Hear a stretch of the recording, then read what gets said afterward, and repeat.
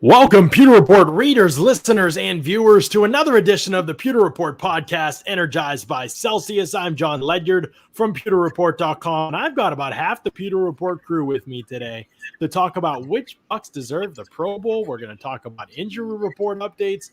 We might even talk a little Bucs Bills, and of course, we'll answer your questions as we do every Thursday. But with me today on the show is JC Allen and Kasey Hudson of PewterReport.com. JC, how are you today on this fine, wonderful Thursday afternoon? I'm doing great. The weather's, getting back up into the 80s, which is nice for December. And Christmas is right around the corner. I think the countdown's 16 days. Excited about that. Excited about, the children open up their presents and everything. So I'm in a great mood. It's December. How can you not be in a good mood? Well, unless you've got a boatload of Christmas shopping to do. No Grinch there for JC. He's feeling it. Kasey, as much as I like your hat, JC, I'm going to have to go with Kasey's hat if we're doing a hat off here. Kasey, what's going on with you 16 days before Christmas? Having a solid hat day, actually. No, I'm kidding. I'm excited. You're in one of the most exciting parts of the season, and everybody looks forward to that family time during December. I know for us, it's just madness trying to slow down around this time. So I love December. I would really love for it to cool off a little bit, though. Why was it freezing in November, and then all of a sudden it's because I sweat to walk to my car, and it's not cute.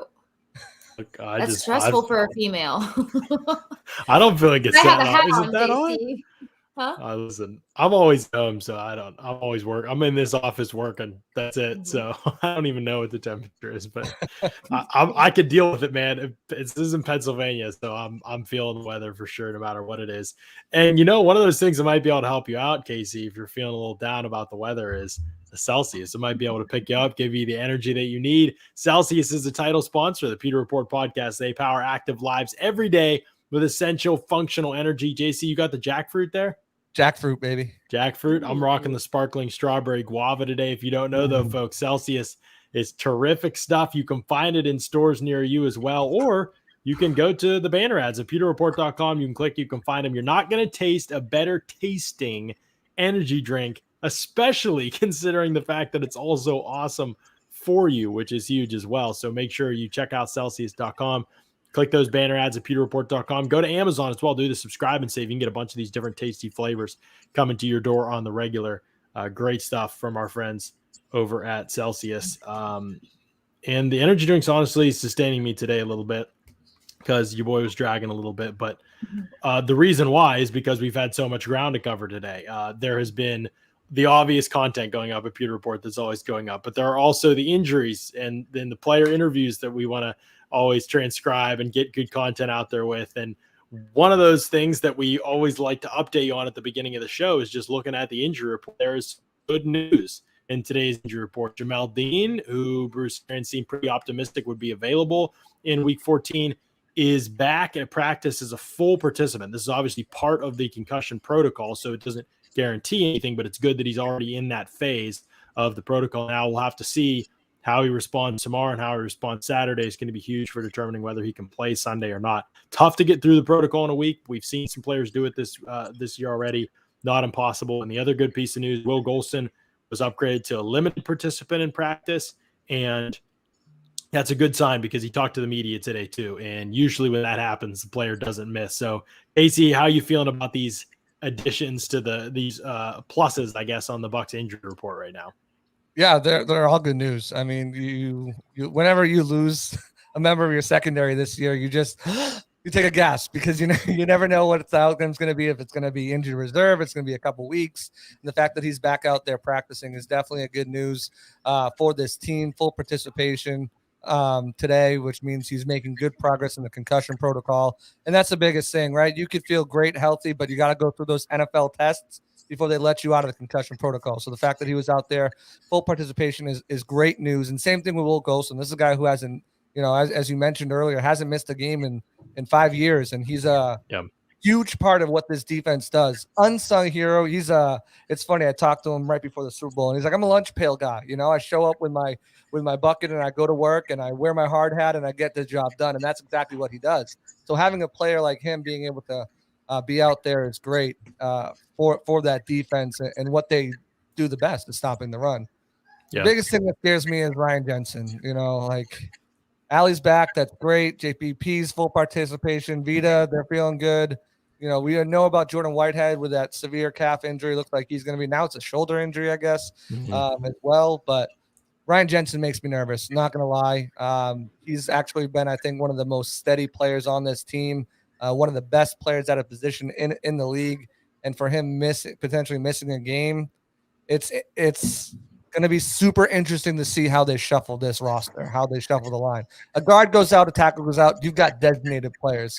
You got Robert Hainsey, who hasn't really seen a snap besides preseason, and you've got Nick Leverett, who's got that versatility to play guard, center, and then you've got Ali Marpet. So what they're going to do if he can't go is what I'm most intrigued about by this injury report. Yeah, that one's going to be pretty bonkers. I'm definitely glad to see Jamal Dean back. It speaks a lot to the caliber of this defense when you start kind of relying on a guy like Jamal Dean to be ready for a game. And when you do have those gasps, it's like, holy crap, this guy's out with everything else that they have going on. I actually think that was kind of beneficial for them in a sense to lose the guys that they did in the time that they did. Don't freak out yet, y'all. It's because it didn't happen, at this point of the season. It happened a little further back, and Jamal Dean got to learn so much back there and grow so much back there so that he could actually be utilized, if not more. They can rotate fresh legs in a little bit more. They can switch things up if they need to, and it's not so much of a gasp when you have somebody go down. So to have Jamal Dean, Jamal Dean. Sorry, guys. I'm terrible with names if there's one little I actually letter. think it might be Jamal. I don't think you're wrong. I think I say it wrong as Jamal, but I think he said it's Jamal before. Okay. It looks Sometimes like people are so quick to be like, don't say it like that. Look, I let people call me Kasey if it makes them feel better. So yeah, Dean, I'll go with that. So yeah, definitely a bright light to see him out there after, concussion protocol, going through everything. Hopefully he'll be back. And Will Golsing, I mean, JC said it best. He's an unsung hero. He's somebody who makes such a difference on this roster. And even though his name's not being called every single play, I think it's pretty significant if he's not out there on the field. But I also can't imagine him not being out there. I think he has that equivalent hustle to a JPP where it's like, you're going to put me out there. I'd rather go out there and get hurt more than somebody tell me that I'm not going to play. So he hasn't played. Yeah. He hasn't missed a game in like 5 years or something. Imagine having that kind of like title behind you. And then all of a sudden you're going to miss a game when you can do limited practice. Like if I can jog a little bit, I'm going to be on that field. That's a lot of these guys' mentality. Yeah. So. Getting to the point, I think, with him where you're hopeful that he can play at least. We'll see about Dean. We'll see about Jalen Burden. He seems like he was progressing and he should be out of the protocol soon. So expect those guys to play. JC, you mentioned it. Ryan Jensen for the second straight day did not participate. We'll see what his participation looks like on Friday. Jensen's about as tough as it gets. So if there's a way to go, I think he's going to go. We'll see. He had a hip, but I think he didn't practice earlier in the season as well. He's a vet. He's 30 plus. Them resting him a couple days. We'll see. I won't sound any alarm bells yet. Ali Marpet should be good to go. Jason Pierre-Paul as well, even though they're on the injury report. Vita Vea, limited participant, but again, his same thing. He should be good to go with that knee as well. And then Jordan Whitehead hasn't participated either the last 2 days. I think it's still going to be at least another week for him. Not been placed on IR, as Peter reported earlier. They're not planning to put him on IR at this point in time. They believe that he can get his way back into the fold here pretty quickly. So we'll see how that progresses with Jordan Whitehead, but probably without him this week, obviously without AB, and then we'll really see about Jamal Dean and Ali Marpet. We'll see if those, Ryan Jensen, see if those guys can get healthy or not at this point. Another thing to note is that Devin White is not on the injury report anymore, despite the fact that Bruce Arians said on Bucs Total Access this week that he's playing hurt. He's gotten it out for the team. He's not even on the injury report anymore. So I'm not sure what to make of it. We'll think Bruce just has a real love for Devin White. He has a real love for him. There's he saw that game tape and he said, there's no way this guy's 100%, but I don't know. I don't know if that was the problem or not. By the way, going up later tonight, 7:30 tonight, you will see all 22 breakdown of the Bucs run defense. I did a video today, all 22 breakdown of the Bucs run defense. The first 3 plays against Atlanta that gained 63 yards. What went wrong on those plays? I break it down for you in detail with the all 22 tape. And then I go to 2 plays in the second half where against similar plays where they fix some of those things, the issues that they had, and you can see some of the differences and some of what they did better to fix it. I know some people were asking about that in here, so that's going to be out tonight at 7:30. So look for that on the Pewter Report YouTube right here. If you're not subscribed, smash subscribe, spread the word, tell your friends and family. and all your loved ones, this is where it's at when it comes to Bucs content. Okay, today we are going to take some questions for sure. So if you got some super chat questions, let them fly for us, and we will pull those up here for you. We'll pull those super chats up, and we'll answer them for you if you have them. While you're thinking about if you want to throw a couple dollars Peter Reports away and get your super chat question answered, we're going to talk about the Pro Bowl today. A lot of people will say, we don't care about the Pro Bowl. It's a popularity contest. It's dumb. Pure Pro Bowl is awful. It's one of the worst things that the NFL does. You'll hear me rant and rave about it when the Pro Bowl rosters come out. I know some people just kind of laugh off the Pro Bowl at some points, but this matters for players. It matters for contract negotiations. It matters for legacy, we're talking about Hall of Fame and things like that. Imagine if Levante David had gotten in all the years he deserved to get in. And now you've got a player like Ali Marpet, who's in a very similar situation, getting to that point in his career where if he doesn't start to get in, those conversations will reflect back on him and his legacy as well. So this kind of stuff absolutely matters. Like I said, it matters for contracts and money and promotional events the players do as well, and publicity, but also it matters for legacy and measuring them against other players at their position.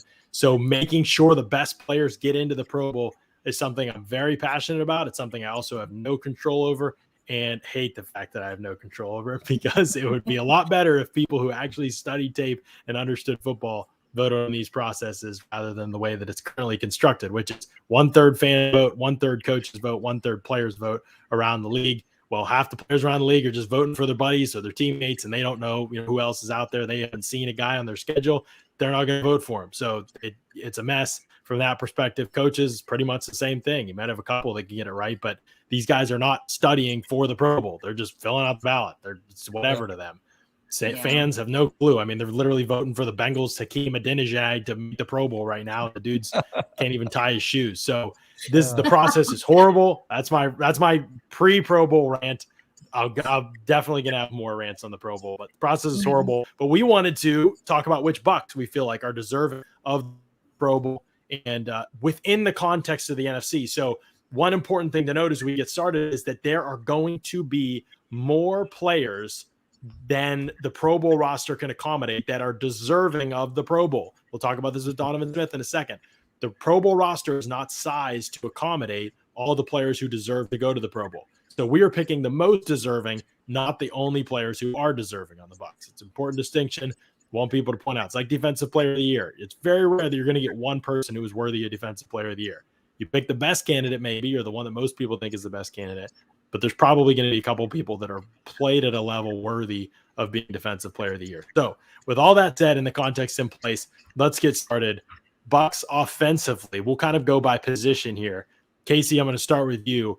The quarterback position leads this thing off. Was this a hard one for you? I mean, there are a couple good quarterbacks in the NFC right now. If you look at who might make it, Matt Stafford, Aaron Rodgers, Kyler Murray, but it was I'm guessing it was probably pretty easy for you to pick Brady. Yeah, it was pretty easy, but in the sense I've kind of mentioned on here a couple of times, I'm such a big fan of, that underdog or that next guy up, So Kyler Murray, I really have liked just about everything that he's done, his leadership at his age, what he has the potential to do in this league down the line, down the stretch. But I mean, realistically, when you look at it, Tom Brady's paving a tough path for anybody to follow along. So as long as he keeps doing what he's doing, you got to keep giving the man credit. So he keeps putting record-breaking performance after record-breaking performance. When you think that there's no other records to break, then all of a sudden there's something else, and it's Tom Brady's name attached to it. So, yeah, this part wasn't too hard for me. I definitely think he's deserving of it. I definitely think that, some other good names got in there, but if you had to solidify one or one most, it still goes to Tom for me. JC?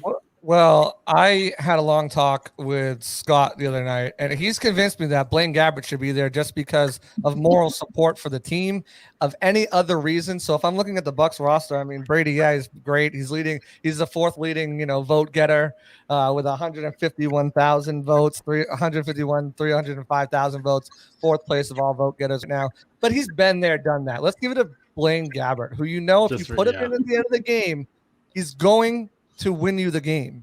He's undefeated. Too much. Undefeated for the Pro Bowl. Blaine Gabbert should definitely be there. That's my. I think you're just sucking up to Scott. I think you're trying to get raised or something. What does Scott owe you? No, but Brady, obviously Brady. I mean, come on. I mean, we're looking at the Bucs roster. There's only one quarterback that plays. It's Brady. You look around the NFC. I mean, there's other Kyler Murray's been having a great season, but he missed a bunch of time. Aaron Rodgers, again, he's Aaron freaking Rodgers. He'll probably make it. So you're looking probably at Rodgers, obviously Brady because of his vote total and because of what he's doing and his name. And then, it's probably going to be Kyler for that third spot. It could have been Stafford, but not to discount Stafford either, because I think he's a pretty steady quarterback, and obviously going to the Rams that just does something different. But I think Brady all day. I think obviously Brady was the first choice, but Rodgers is playing well and playing better lately. So look out there, and the MVP race is probably still, it's still in my mind, definitely being led by Brady right now. Kyler Murray missed those 4 games, I think he missed, or 4 weeks, at least 4 weeks that he missed. And so we are still kind of seeing if he can make up that time. He didn't have a really super productive game in his first game back. So we'll just see how he plays coming back. But I think it's, probably between he and Matt Stafford for that third quarterback spot in the NFC. But including Brady was, pretty easy call here. Let's get this super chat because I appreciate this. John Ward, $5 super chat. Again, we are doing Q&A, so if you have, we'll throw them in between position groups here. Now, if you have some super chats, send them our way, and we'll answer your question live on the air here. Do you think the Bucs will try to run more duo, try to get the backs to the second level, attempt to out-physical the Bills' defensive line? It's definitely possible, John, because the Bills have smaller defensive tackles.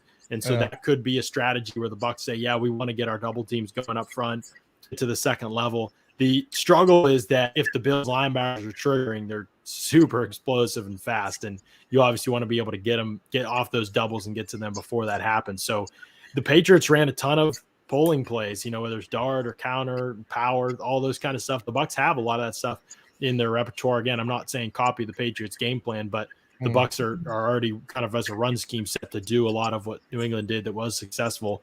Probably not as well as the Patriots do it because they've been doing all that stuff for ages, and the Bucs are just starting to add it in. But could be a wrinkle as we move through here, John. Okay, let's keep rolling in the Pro Bowl ballot situation here.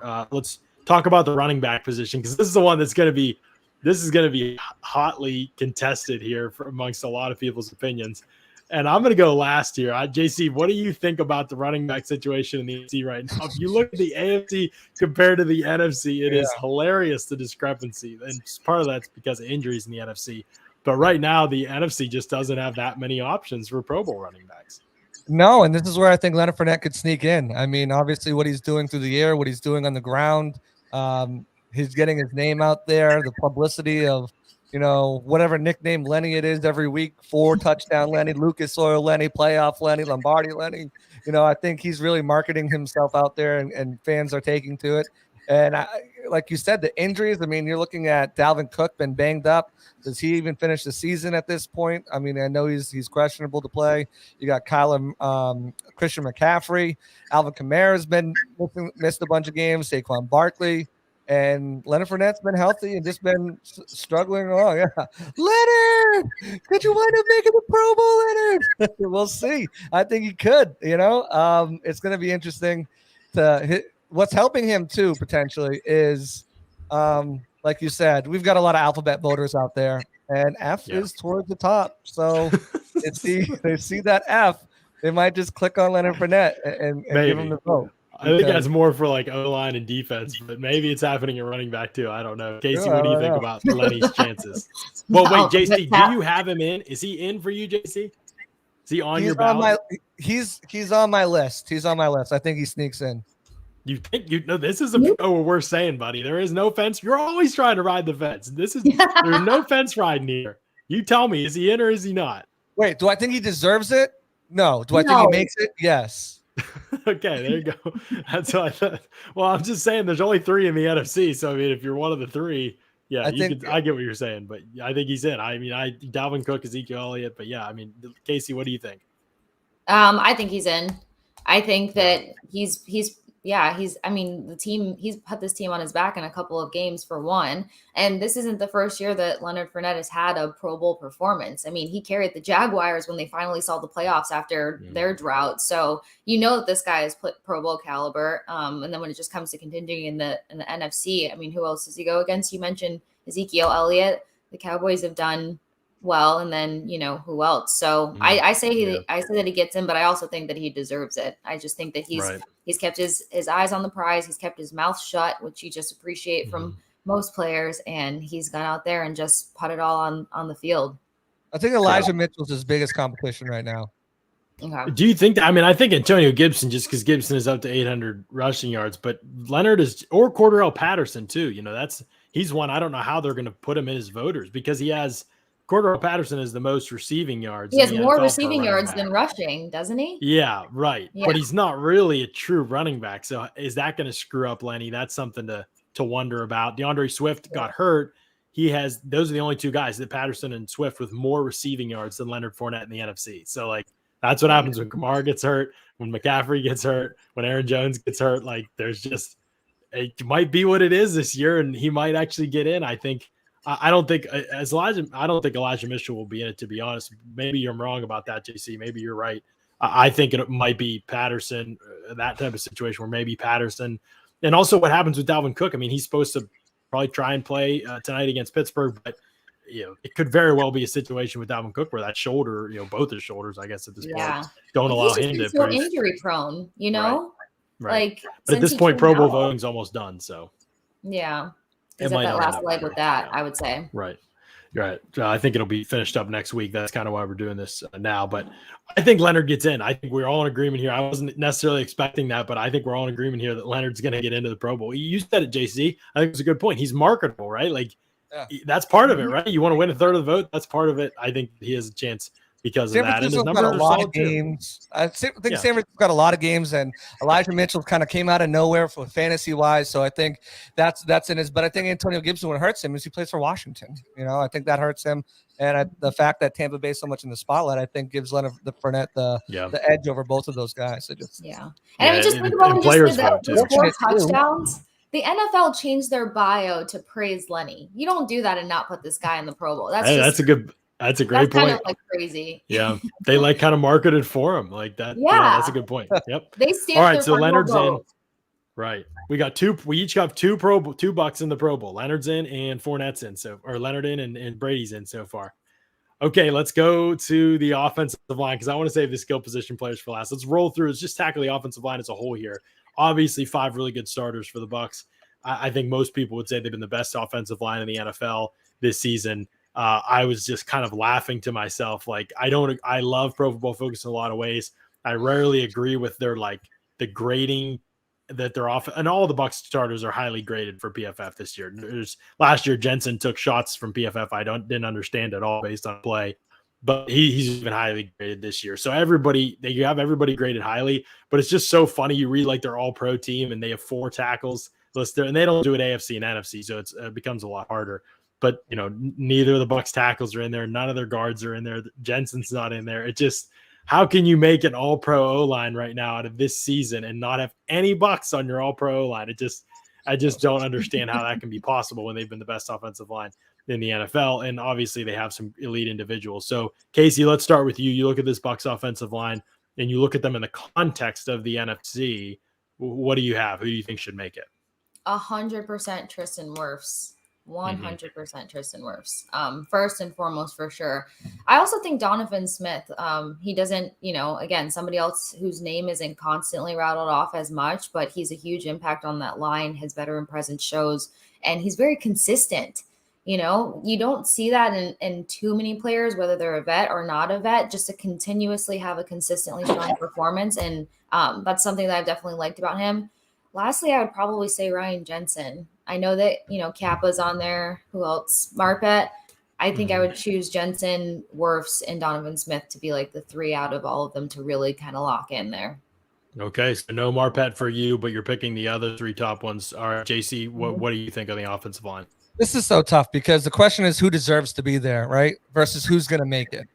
Who deserves to be there is everybody but Kappa. Yeah. And the weird thing about it is Kappa is the 5th most highest vote getter right now of all guards in the NFL. Again, ABC. Not funny.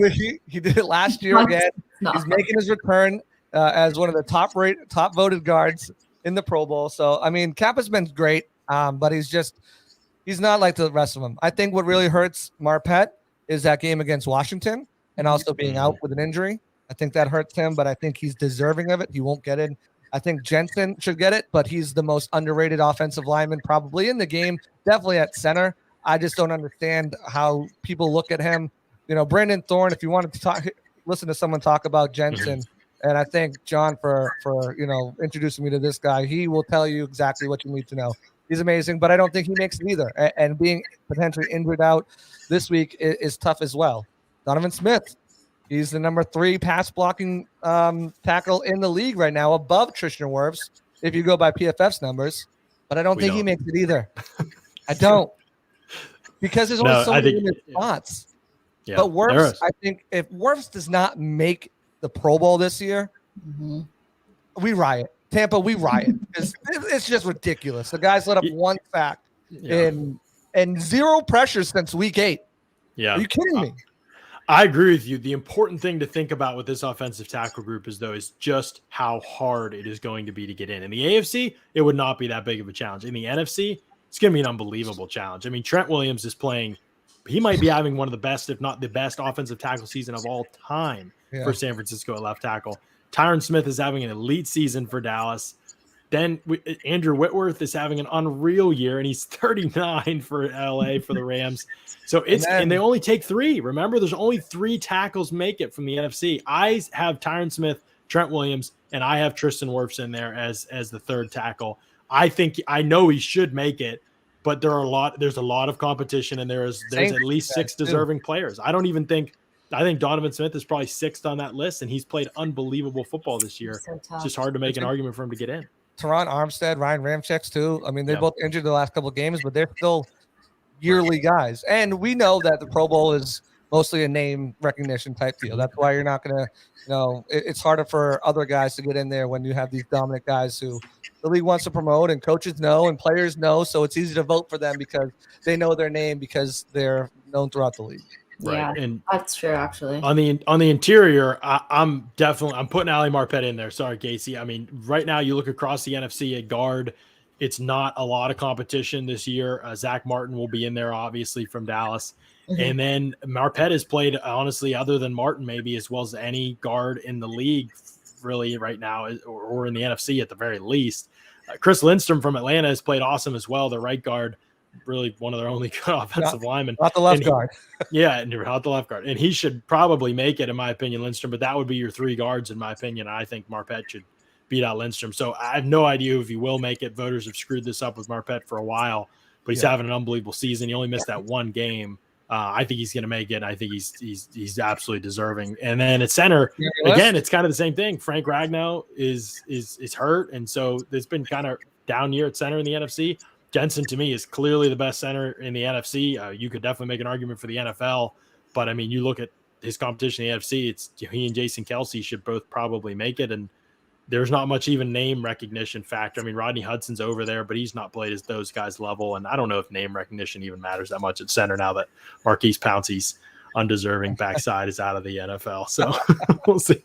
I say that as a Steelers fan, but the guy got into the Pro Bowl last year, and I was like, this guy can't even play anymore. He can't even stand up, and you're giving him the Pro Bowl? Like, oh, he was done. Oh, he was cooked, man. The hard part with me with Marpet is sometimes, but I could be overthinking it, is like when I look at certain players and their calibers, if a guy can come in and manage your spot or at least hold it down well enough to where it doesn't affect the team, and Marpet's been overlooked, in many different circumstances. So when he missed those games due to injury, he's still probably working through some things. Stinney was able to come in when he had to go out. It's just kind of, if you really had to choose, I don't know if I personally don't know if Marpet would make the pinch. So you've got Marpet, Wirfs, and Jensen in? No, I said I don't think Marpet will make it in. She has Smith, Jensen, and Wirfs in. I've got the 3 you said, JC. I've got Marpet, Jensen. I just got Wirfs. Guys. Just got Wirfs. Wow, tough. Who's making it at center over Jensen in the NFC? Are they like giving this thing to Alex Mack or Rodney Hudson? I don't trust the Pro Bowl voting process. Jeez, I mean, it's if we see Rodney, like I said, I think everyone's deserving but Kappa, and even you can make a case for Kappa. But I don't trust the whole process. I mean, you went on your rant, and it's an extension of it. I just don't think they'll vote him in. Yeah, it is trash. I mean, no, Jensen's actually better this year by PFF, by the way, Eric. He's better this year. PFF has him up, not as high as he should be, I agree, but he's in their top 10 overall centers in the NFL, and I think he's number 4 in the NFC for them.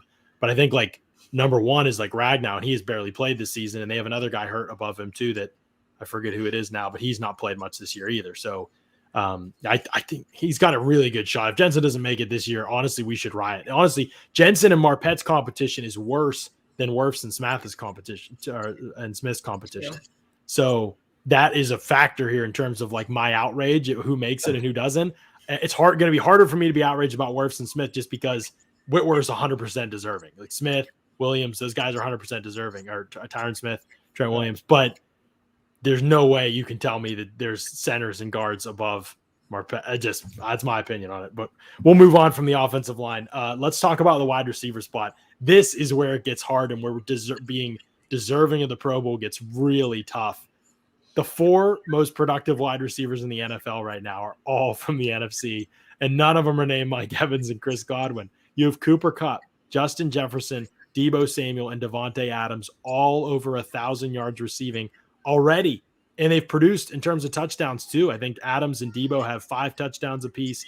Jefferson is up over that, and Kupp is well over that. He's over double-digit touchdowns. I think he's up there with Evans on touchdowns. So there's only 4 wideouts make it from the NFC. What happens in this one, in your opinion, JC? None of the Bucs wideouts make it. Wow. Okay. So you don't think you're predicting, and you're saying none of them should make it. No, Godwin should probably make it. Okay. I think Godwin should. The way he's played, the clutch moments that he's had, the volume that he's had, and I think that at the end of the season he'll have over 100 catches and over 1,000 yards, and probably hovering right around that 8 to 10 touchdown spot. I think he deserves it. But you just listed 4 names, and that's just 4 names. There's other players too. We start getting into name recognition, like DeAndre Hopkins and players like that. But Hopkins has missed most of the season. His production isn't even close. It doesn't matter. It's a Pro Bowl, man. It doesn't matter. But the voting closes next week. Yeah, but that's fan voting. Remember, player voting is only a part of it, and Hopkins has not played for a lot of the year. Yeah, we'll see. Maybe you're right, but Mike Evans and Chris Godwin are names too. That's not like these are obscure. 100%. Yeah, so, I don't know. Contending Super Bowl champions at that, right. So they've got a little extra something to their name. I just don't see it. You don't think they're going to make it? Okay. I mean, there's obviously 4 names there. We said, Kasey, what do you think? Any? Did these guys sneak in? I think that one sneaks in at least, and that's again because a former Super Bowl champion. I think that just kind of levels up everything. You want them out there for the competitive factor, for the entertainment factor. So if anyone was to get it, I would swing with Chris Godwin. He just, I think he still leads in yards on the team, and it's only going to go further closing out the season. And even though Mike Evans is Mike Evans, I think Chris Godwin has probably had a little bit more of a splashier year. It would have been Antonio Brown if he didn't miss so much time. Because it probably would have been. You're not lying. Yeah, like if he didn't miss, then he would have the yards to really contend with a lot of these guys out there. But, when you got a guy like Cooper Kupp in your category, he just kind of destroys everybody. Yeah. He minimizes everyone's performance. So if there's a healthy OD, then I think that would have really locked it in. But for the entertainment factor of what the Pro Bowl is, I think that they at least put one former Super Bowl champion in there, and I say it's Chris Godwin.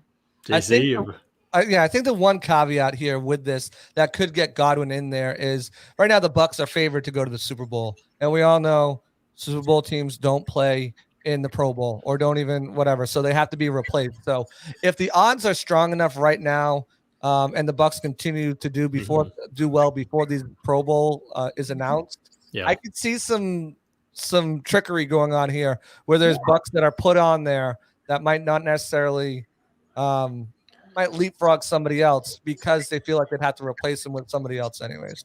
I've always got that feeling, even as a fan, that sometimes they do that. I think this is it for Pro Bowl voting. I think we're in the final 7 days of it. I know for fans we are, but I'm not sure about for players and coaches if that process is the same. It probably is pretty close to the same at least. So we might only have another game or two for people to draw conclusions by, which is why we're kind of doing this now. So pretty much the hay's in the barn. I mentioned Cook's injury too. So I probably shouldn't have said that because it pretty much is what it is at this point. So we'll see if it affects things or not. But I'm at kind of the point where you're at, I think, Kasey, that Cooper Kupp's going to make it. Justin Jefferson's going to make it. Their production is insane, both of them. Devontae Adams is going to make it. His production's great, and also he's Devontae Adams. He's the best receiver in the NFL, in my opinion. He's going to make it.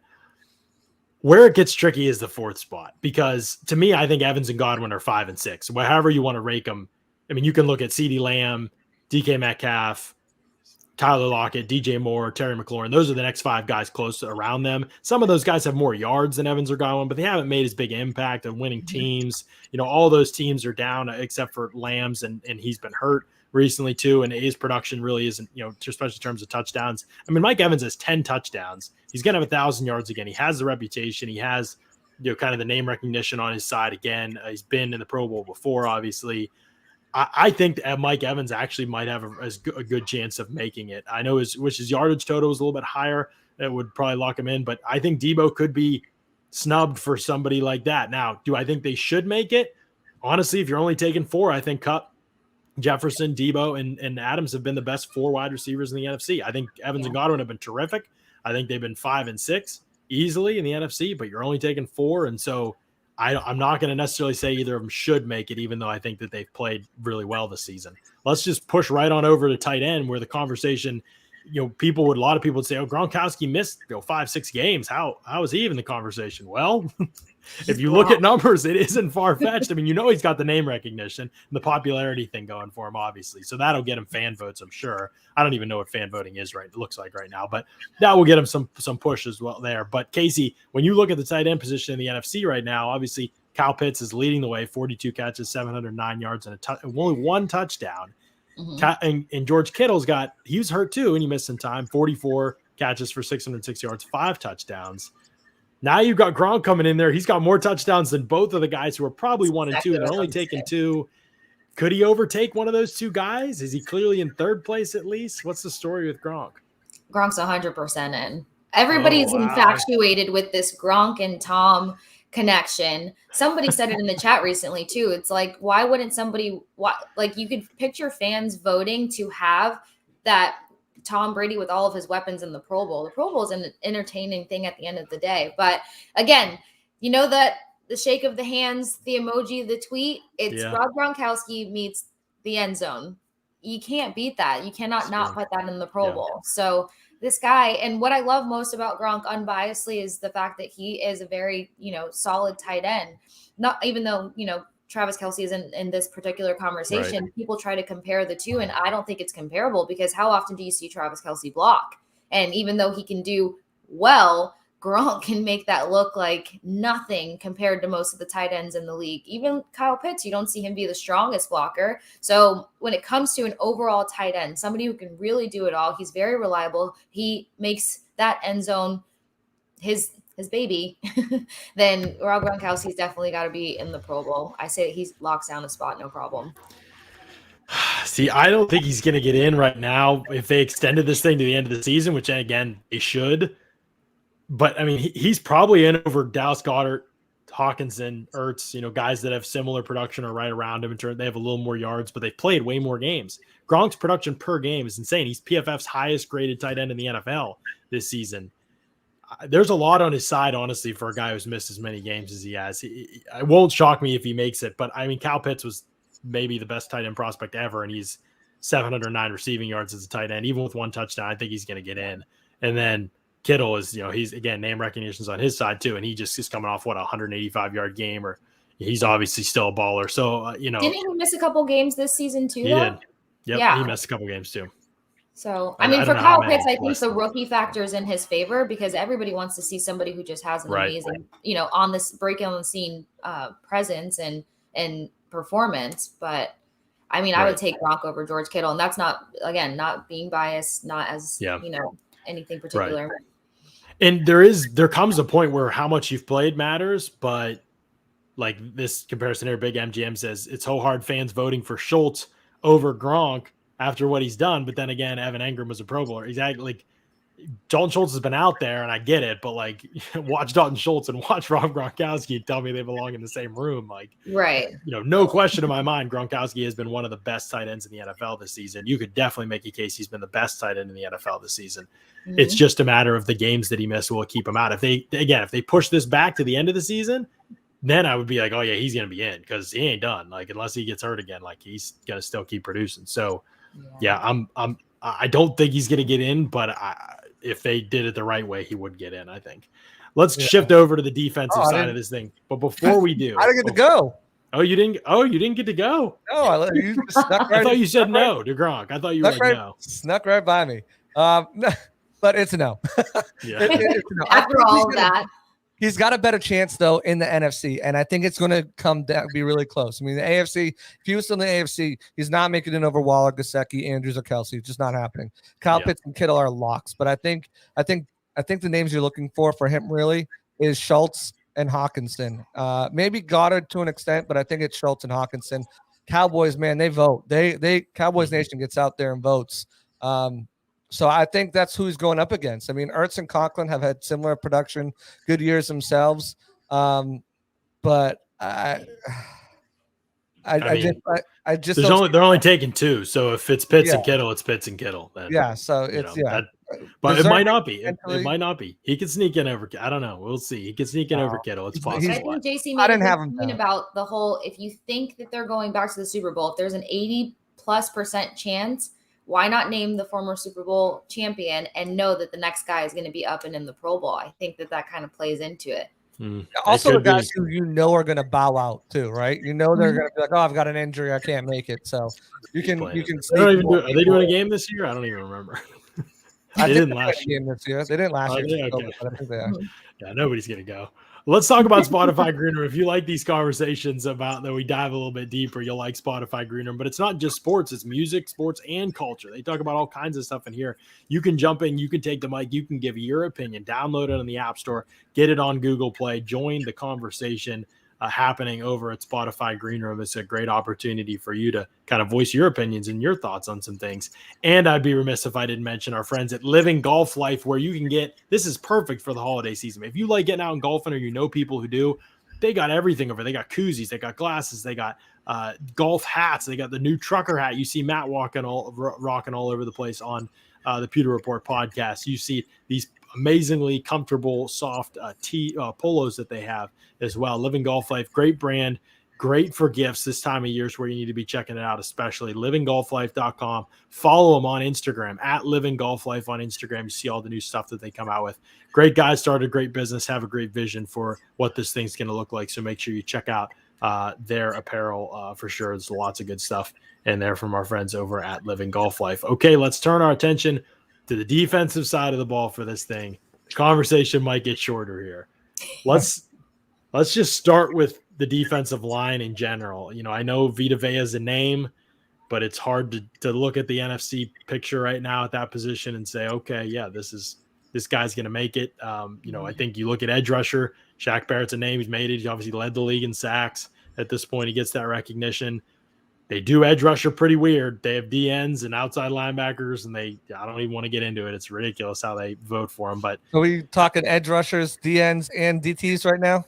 I'm talking edge. Let's just say edge rushers. I know we'll talk about the linebacker thing in a second.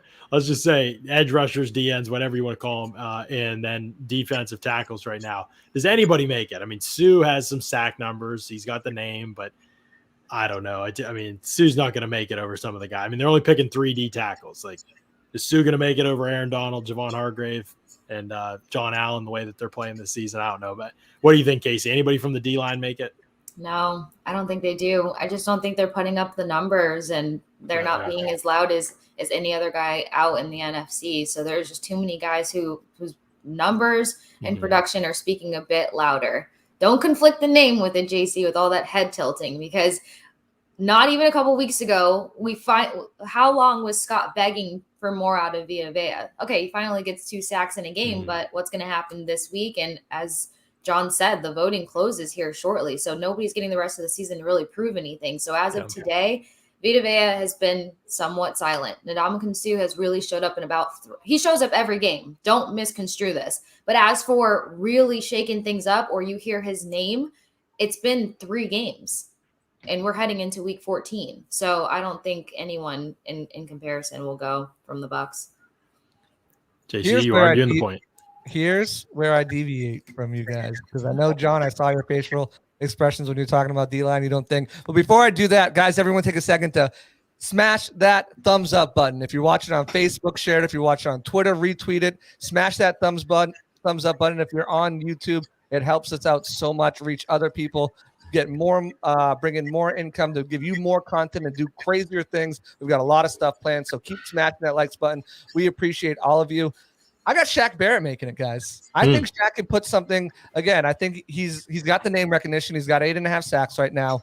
Was it 7.5 or does he have 8.5? I think he's 7.5. Is it 7.5 or 8.5? I thought it was 8.5. I think it's 7.5, but 7.5. He's got 7.5 sacks, but that's not saying, like, you look at the NFC, they don't have crazy sack numbers at his position. I think the leader right now is old man Quentin Williams or Robert Williams with 10. So Robert Quinn.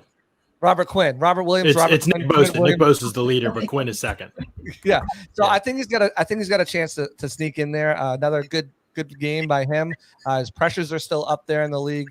I think he's got a chance to sneak in there. I mean, he's Shaq Barrett. He's got the cool name, Shaq. Everyone thinks. I just think that he can live off maybe some pass production and sneak in there. So I got Shaq Barrett making it on the defensive side. It's going to be tough. I mean, Nick Bosa and Robert Quinn seem like they're pretty much locks. The other wrinkle in this is Micah Parsons. What position does he get voted in at? Yes. Probably not going to be DN, but it could be outside linebacker, in which case they end up conflating the two for this game. Like if you look last year's Pro Bowl, here it is in the NFC. I'll give you an idea. This is where Shaq honestly could work in his favor too. They picked 3 defensive ends. Oh, I'm looking at the AFC right now. Hang on, let me find the NFC. Here's the NFC. They picked 3 defensive ends in the NFC. Cameron Jordan, Brandon Graham, and Chase Young were the 3 defensive ends. Those are all edge rushers, right? Well, then for outside linebacker, they didn't pick any actual linebackers. They picked 3 more edge defenders. So 6 edge defenders made it. Khalil Mack, Zadarius Smith, and Jason Pierre-Paul, who was, I think most people would agree, was probably not deserving of the Pro Bowl last year, yet he made it. So this is where you could end up being right, JC. While he isn't a top 3 edge defender in the NFC, in my opinion, I would go Bosa and Quinn, and then if you want to put Parsons in there, Parsons. If not, I'd go Brian Burns or Chandler Jones. I would say after that, if you're going to put 6 in, the Shaq Barrett's probably in because Bosa and Robert Quinn should be in there. Let's say Parsons is probably in as an outside linebacker too. Okay, so you've got 3 spots filled. Now you're looking at 3. You'll probably, if you're looking at Bosa and Quinn as DNs, then you've got Parsons as an outside linebacker. Burns is probably the 3rd D end, and you're still got 2 outside linebacker spots. That's probably Shaq Barrett's group. So, yeah, him or Leonard Floyd probably. Leonard Floyd has more sacks than Barrett. I think he's but 8, and it's close. So he could still make it. You're right. It just depends how they view. Again, there's outside linebacker. I think Levante David's in that group and the way they do voting. So you can have guys like that go in and take a spot from an edge rusher, but usually people vote by sack totals, which screws over off-ball linebackers like Levante David, for example. So it's a good point. I'll leave the door open for Shaq. I don't think he's deserving of the Pro Bowl the way he's played this year, but he's played well. He's played fine. But you look at the rest of the group in the NFC, and you're like, well, there's a path here if there isn't enough impressive play. Let's move right to off-ball linebacker. Not deserving to make it. What's that? Speaking of people not deserving to make it.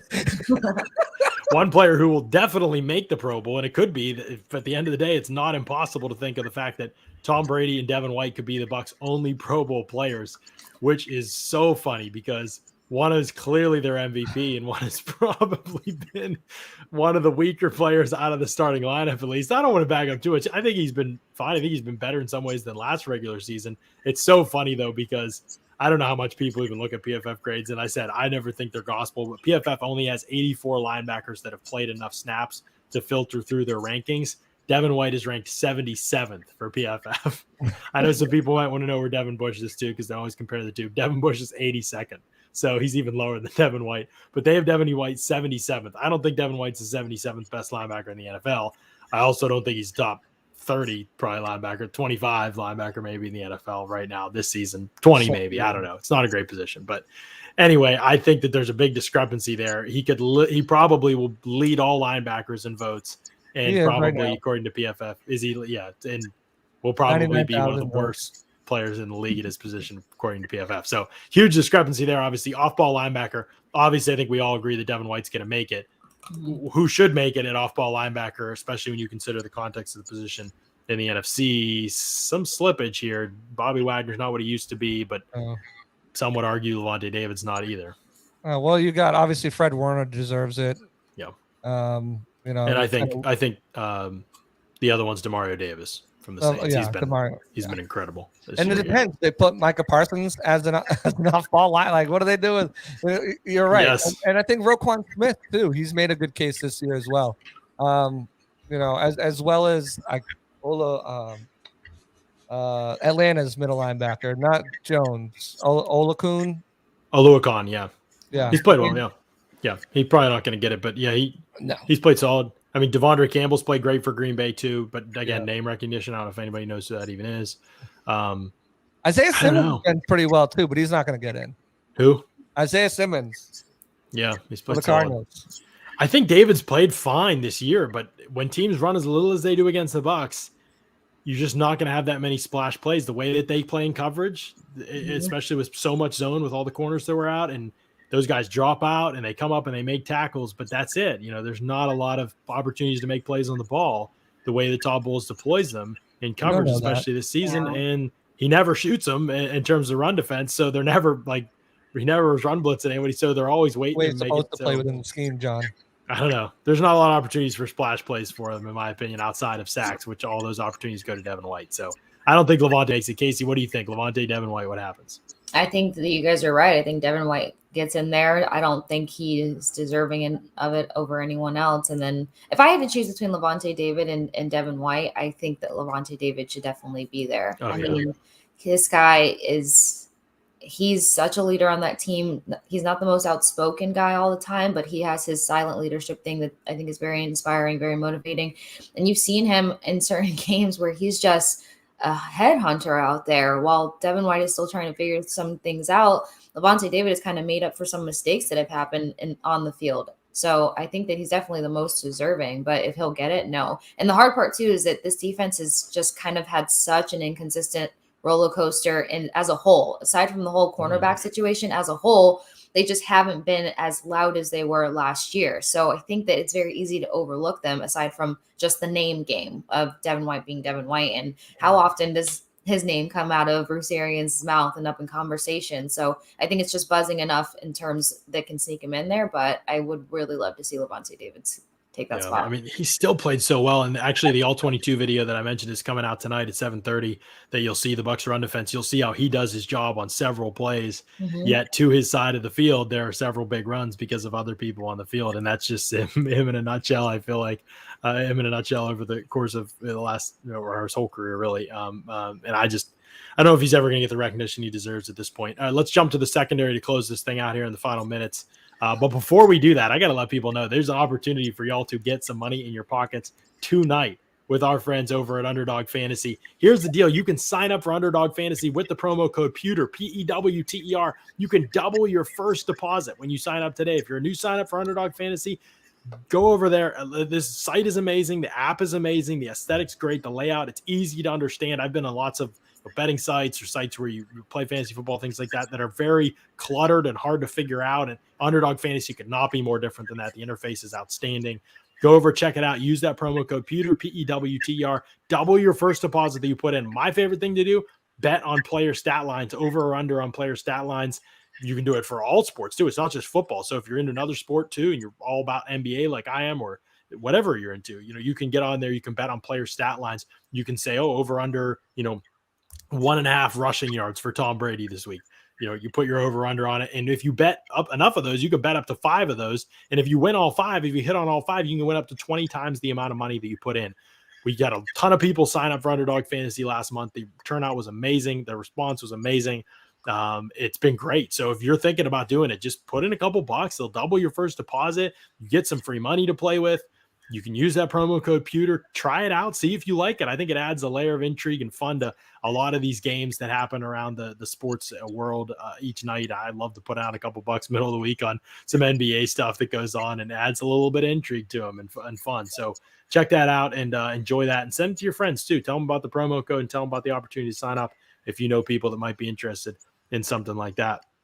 All right, let's keep rolling here and let's talk about the last position group, the secondary. Let's just talk about it as a whole. I think everybody corner, Jamel Dean's honestly been awesome, and he made PFF's second team All-Pro. So maybe we should talk about him more, but I don't know if any of us really think Jamel Dean's getting into the Pro Bowl, do we? He's deserving. I think he's deserving, but I think you're going to see Diggs, Ramsey, and Slay get in before Dean does. But I think he's definitely deserving. And I think Carlton Davis, had he not got injured, probably would have been deserving too. Dean's really grown into the player he's becoming. And as you posted, if anyone hasn't seen, John tweeted out the way that Dean's been putting the clamps, as he calls it, on wide receivers. He definitely deserves to be there. Now, 4 corners make it, JC. Could he be a 4th? You mentioned 3 that are you locks. Sure You're right. 4? Diggs, Ramsey, and Slay are locks. They all had unbelievable Is it 4? years. Is it 4? It's 4. According to the roster last year, it was 4 because Ramsey, Jair Alexander, who's been hurt all this year, made it. Marshawn Lattimore, who's been terrible this year, made it. And James Bradbury, who's also struggled a little bit this year for the Giants, made it last year. Somebody can make it off name recognition, but it's going to be Bradbury. Oh man, that would. It's going to be Slay, Ramsey, Bradbury, and Diggs. It's just how it's going to go. You could be right. Yeah, Bradbury's not been horrible, but he's not. But his name, comes up a lot more. That's for sure. So it's going to be Bradbury. There's going to be a couple players who should make it. I don't think Dean should make it because the 3 you named, JC, are worthy. Now Diggs has given up more yards than any other corner in the league. But the picks and the run he did. Yes, but you can't give a guy with what he has 9 picks, 10 picks. He's got to be in. Like it's debate ends there. I'm not saying he's the best corner in the league. I'm not saying he's a future Hall of Famer. But for this season, you can't take a guy with that many picks, no matter how many yards he's given up. He is a complete boomer bust corner, but he's boomed a lot enough that he should be in. Obviously, Ramsey's a lot enough too, though. He's busted a lot, buddy. He could have like the worst ever. He's the worst best player in the league ever. He just happens to be in the right place at the right time to get those things that count the most. Some of that, yeah. Exceptions. He also has made some unbelievable plays. Like I'm not taking away from him. Like his highs are unreal, his lows are unreal. So we'll see what happens in his career. This year he's deserving. Slay has been awesome this year. I don't think people even know how good he's been. But Dean is probably in the next conversation. But AJ Terrell from Atlanta to me has been the guy. I would give him the 4th nod. So respect to Dean. Let's jump to safety though. Could Winfield make this thing? What do we think? If Winfield is not in this, we riot. We riot, she says. Yes. This is your riot. But Kasey, you have Wirfs as a riot. I have Marpet as a riot. Kasey has. I'm going off. Okay. I'm joining her. Don't get it twisted. I'm joining her. Okay. Please and thank you. What do you think, Kasey? You said me? Yeah. What do you think? Okay. Our names are so close. Yeah. I know. 100%. I mean, I know that. Well, I mean, in the safety conversation, but that play alone where this man at 5 whatever was able to moss a wide receiver, and even what he did last year as a rookie, if we're going to, kind of throw some previous season coins in there, but he deserves it at all costs. He plays hard. He's a very smart player out there. He makes great reads. And I cannot emphasize enough. I say it every time I have an opportunity to talk about him. He's one of the few players who plays until that whistle blows. He makes that extra effort, and that's why he makes the plays that he has made. If Winfield's not in this, I light Tampa on fire. I'll be there with the gasoline to spread that. I will warn my friends and family to leave, but I will be so upset because he deserves it. You deserve. You agree? Yeah, I mean, you look at what Diggs has done in Seattle, and he's a leading vote getter at free safety right now. But the way they split these up, and you get 3 free safeties too, so that gives him incredible odds. McKinney's been having the splash plays with the 5 interceptions, and then you look at the field. I mean, the safeties aren't like any position. They're not really like name position. So, I mean, you're looking, and if you're an average voter, you might scroll down, you might see, okay, Xavier Woods there. Look at his tackles, his sacks, his forced fumbles, interceptions. He's maybe the worst safety in the league. Sorry, I just thought it was funny you started with him. He's not. That's what I'm trying to say. He's not good. So it's just like so frustrating because the whole fan voting portion of this really puts a terrible spin on it. Because you got people voting for that. But if you look at the NFC, I mean, after Diggs, I don't see someone who's really deserving other than Antoine Winfield Jr., that should make it over him. I think he should be the second voted in and not even the third. And I think the way some of these guys are used aren't necessarily just as free safeties. So it's kind of like a Jeremy Chin, right? I mean, he's been a good player. That Panthers defense is good, but he plays so many different positions other than free safety on any given play. It's like, is he a free safety? I guess so, maybe. I don't know, but I think Winfield definitely makes it just on his play alone. I mean, he's just been a banger. Okay, I have some Winfield thoughts to close us out. Some people wanted any over-unders I had for tonight. Again, promo code is Pewter, Pewter, underdogfantasy.com, or download the Underdog Fantasy app. Over-unders I have for tonight's Steelers game. It depends if you can get in here and get them now. I mean, you can get an over on Pat Freiermuth, 34.5 receiving yards. He's become more and more part of the offense. I think you smash the over on that one. I like. And then I like Kirk Cousins to have a solid game too. No Joe Hayden. I think teams have been throwing the ball well on the Steelers for the most part. So, you could go 23.5 completions for him. I think that's possible. Remember, Dalvin Cook might be playing, but he's hurt. I think over 23.5 completions for Cousins might be one that you look at as well too. And then, Najee Harris is getting a lot of opportunity. Vikings haven't been a great run defense. You could look at his numbers as well and see if there's something you wanted to take the over on there. Hard to bet unders for me. I don't feel it. Some people, some good questions here that Matt wants to know about finding Orangesicle Celsius. This one Orangesicle might be one you have to order. Try and check on Amazon, see if it's available. It is harder to find at local stores, but it might be one you can order on Amazon. See if you can check that out, Matt, and get some. If not, let us slide into one of our DMs on Twitter, and we'll see if we can track some down for you. Contact our people over there about Orangesicle, or send us an email. That'll work too. Okay, I think you guys are spot on about Winfield. I don't know if I'll join you. I might join you in riding. What the heck? I mean, you only live once. Let's do it. But you look at the NFC, I mean, even a PFF grade, if you're going by, he's second. He's first among NFC safeties. And the distant second is Marcus Williams. I mean, from the Saints. Those should probably be your two safeties from the NFC.